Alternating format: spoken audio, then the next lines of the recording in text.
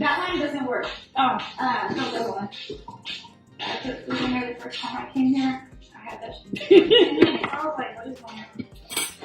Hey y'all, I'm just getting ready to eat a little something.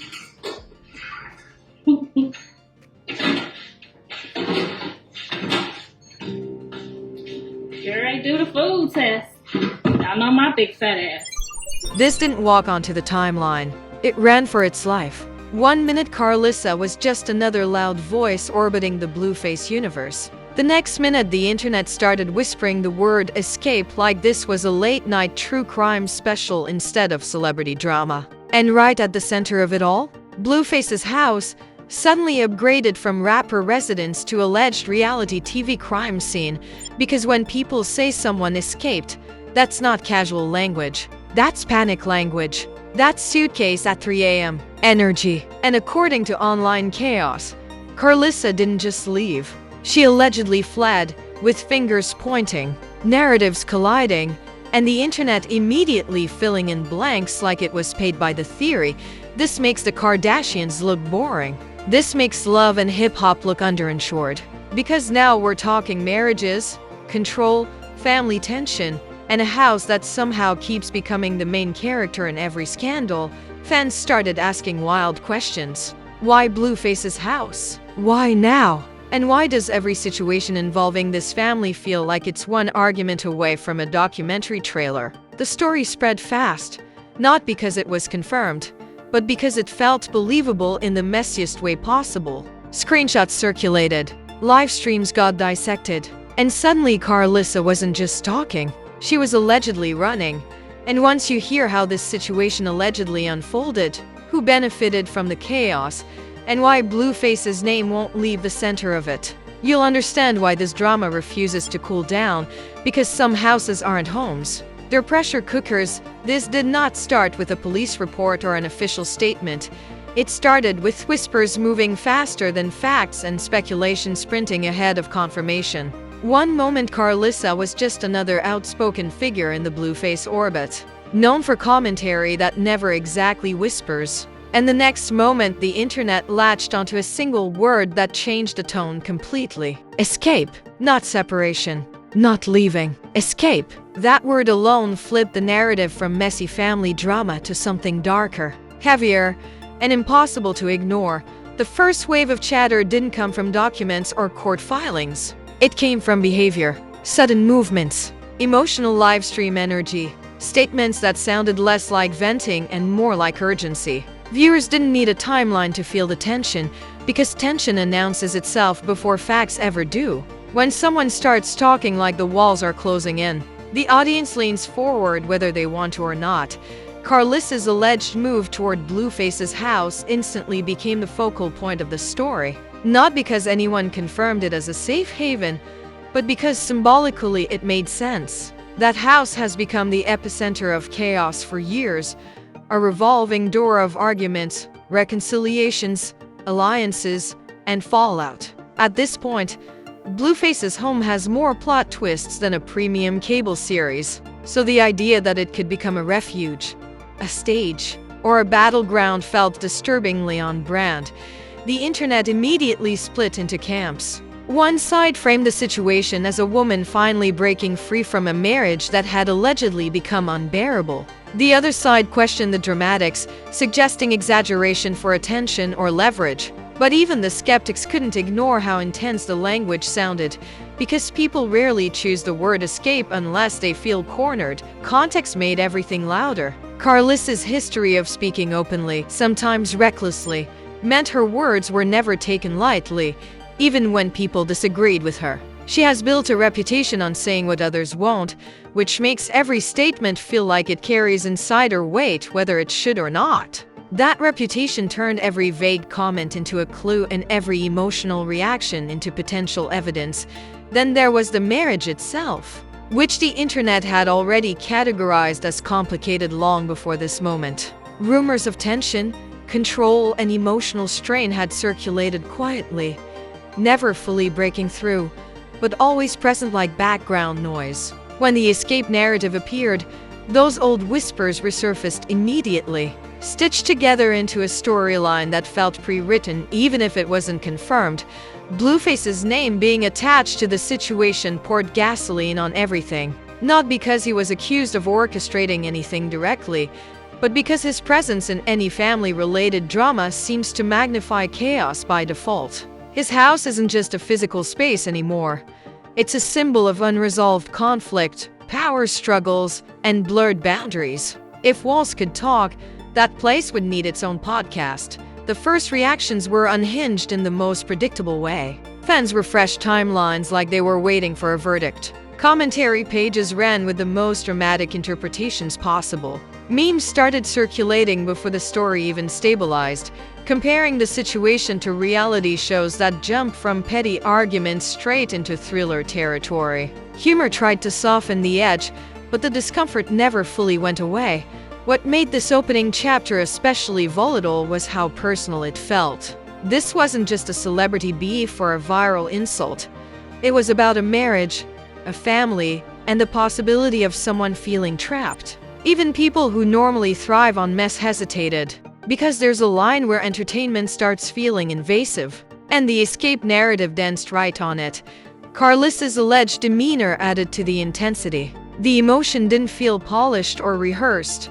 It felt raw, messy, and urgent. Viewers interpreted that as authenticity, because nothing sells truth online like visible distress. Whether fair or not, people believed something serious was happening simply because it looked serious. At the same time, skepticism never fully left the room.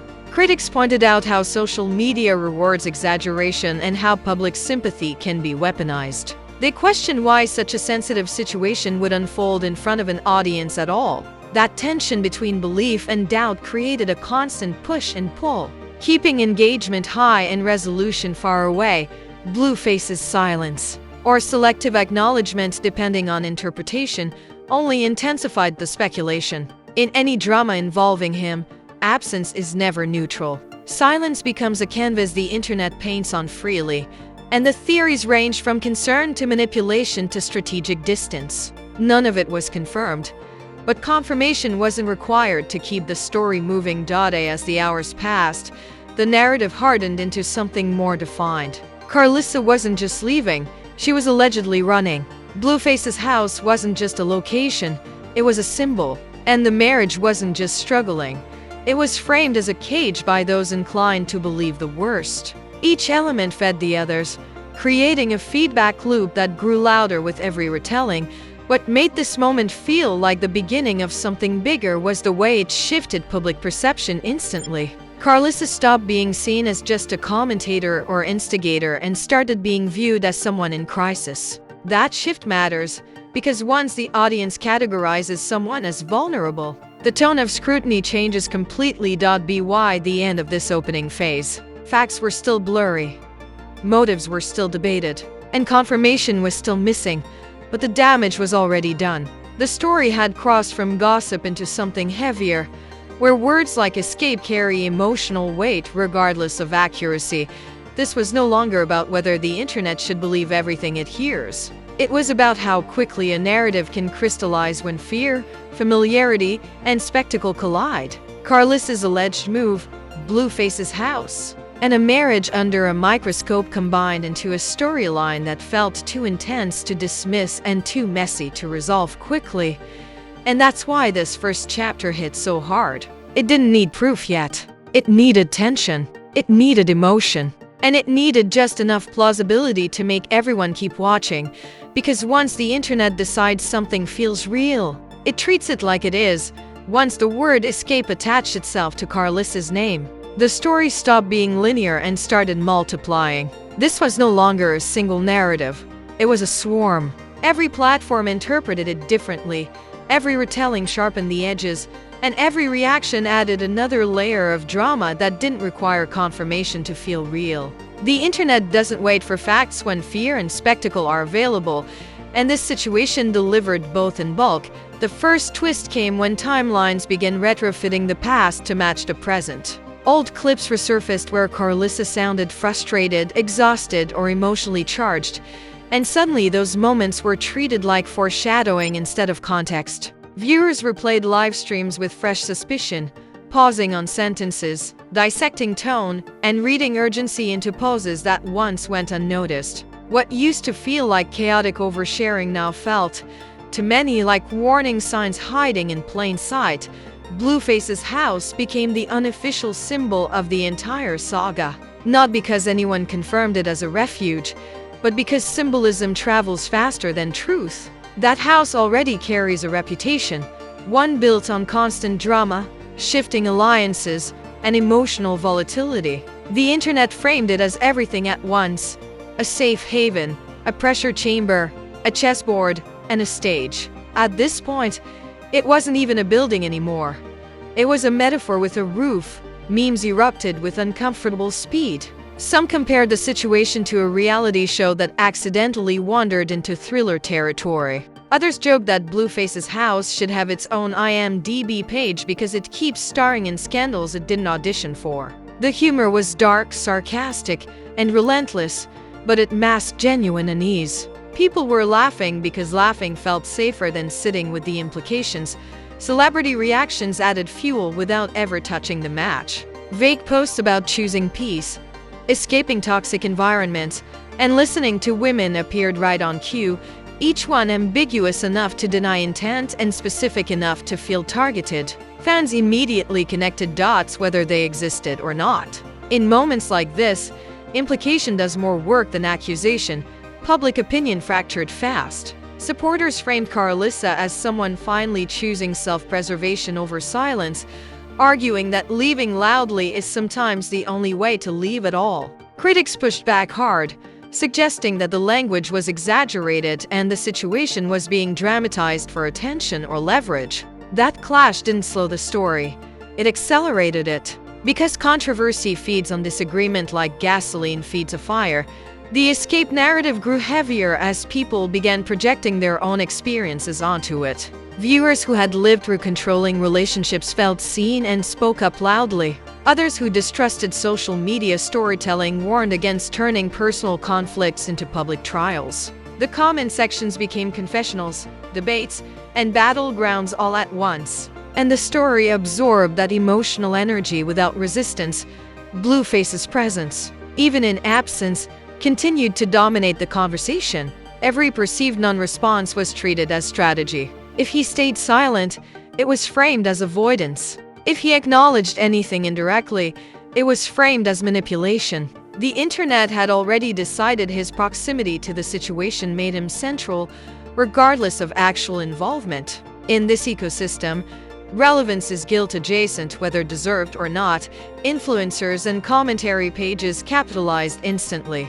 Reaction videos multiplied, each one presenting speculation as insight and emotion as evidence. Some claimed to be concerned, others leaned fully into spectacle, but all benefited from engagement. The line between care and content dissolved completely, and the story became a commodity measured in clicks rather than clarity. What pushed this phase into overdrive was how easily the narrative escalated without new information. No documents dropped. No official statements clarified anything. Yet the intensity kept rising because the audience filled the gaps themselves. Rumors hardened into assumptions, assumptions into convictions, and convictions into narratives that felt complete even without proof. Pop culture comparisons flew in from every direction. People likened the situation to high-profile celebrity separations that started quietly and ended explosively. Others compared it to reality TV arcs where one cast member suddenly breaks character and reveals something too real for the format.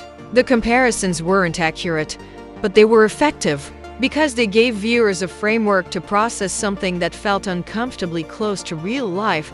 The outrage peaked when people realized there might never be a satisfying reveal. No dramatic confrontation, no clear confirmation, just a swirl of emotion, implication, and silence. That absence frustrated the audience because unresolved stories demand attention without offering relief. The internet doesn't like uncertainty, but it feeds on it anyway. As days passed, the escape narrative became shorthand for a larger fear. The fear that public lives are cages. The fear that chaos hides control. The fear that when someone finally leaves, The world demands entertainment instead of understanding. Those fears didn't need this story to exist, but this story gave them a spotlight. By the end of this phase, the original details almost didn't matter anymore. The internet had already decided the story's shape. Karlissa was framed as someone breaking away. Blueface's house was framed as the epicenter of dysfunction. The marriage was framed as untenable. Whether those frames were fair or accurate became secondary to how widely they were accepted. This was no longer just a rumor cycle. It was a cultural moment built on implication and amplified by familiarity. Everyone knew these names. Everyone knew the chaos attached to them. That familiarity made the narrative feel credible even without confirmation, and credibility is the most dangerous currency online. The story didn't burn out. It settled into something heavier, something that promised consequences rather than clicks. The jokes slowed, the takes sharpened, and the audience sensed that whatever happened next wouldn't feel funny at all, because when drama starts feeling real, the internet stops clapping and starts watching. After the internet finished amplifying every rumor, meme, and emotional reaction, the story slid into its most revealing phase. The one where attention fades but consequences deepen. This is where scandals stop performing and start settling, where public outrage cools just enough for private realities to take over. The escape narrative didn't vanish, it hardened into perception. And perception has a longer lifespan than any trending hashtag.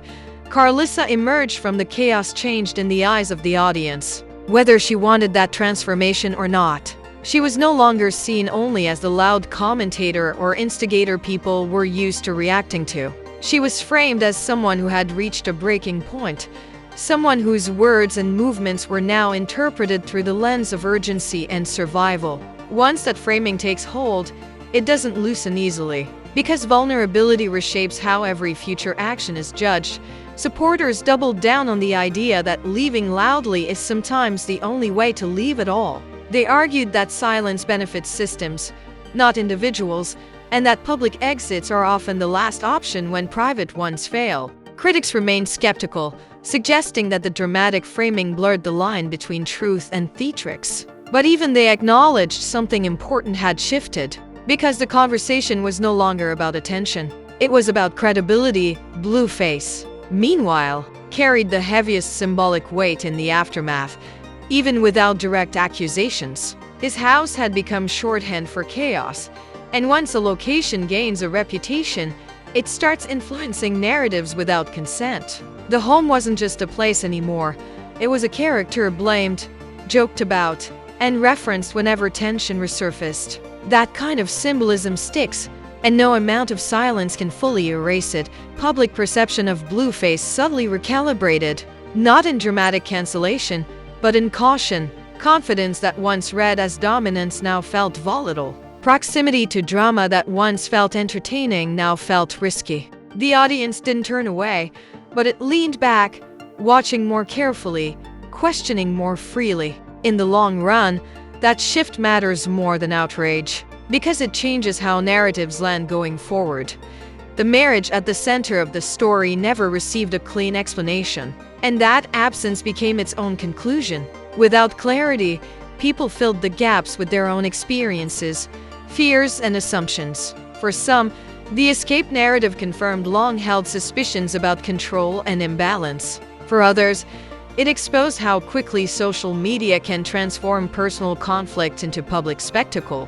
Both interpretations lived side by side, unresolved. Behind the scenes, the ripple effect stretched quietly. Relationships grew tense. Conversations changed tone. People involved adjusted how much they shared and how quickly they responded. This is the invisible cost of viral drama, where the loudest phase ends but the stress lingers. Lives continue under a microscope long after the audience scrolls on.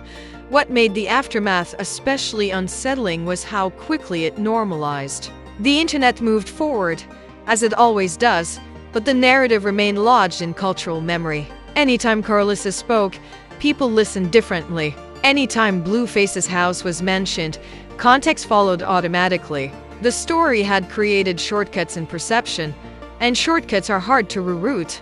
The escape narrative, whether literal, emotional, or symbolic, did its work. It reframed relationships, redefined spaces, and reshaped how power and proximity were discussed in this particular orbit. Even without confirmation, the idea alone changed behavior.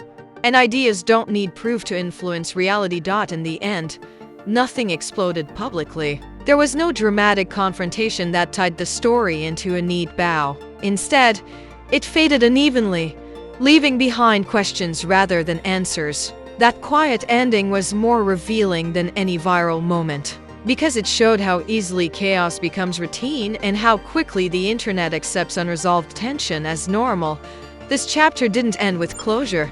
It ended with awareness. Awareness that words like escape carry weight whether they're proven or not. Awareness that certain environments accumulate meaning over time. Awareness that when drama feels real, it leaves marks even after the noise dies down. The timeline refreshed. The audience shifted focus. If you're tired of sugar-coated takes and fake neutrality, you're in the right place. This is where drama meets scrutiny, where narratives get questioned, and where it's just family business turns into public chaos faster than anyone wants to admit, because the next headline is already forming. The next "this should have stayed private" moment is already brewing. And when it drops, you already know where to be. Welcome to Fame Flaws, where the cracks tell the real story and nothing messy stays buried.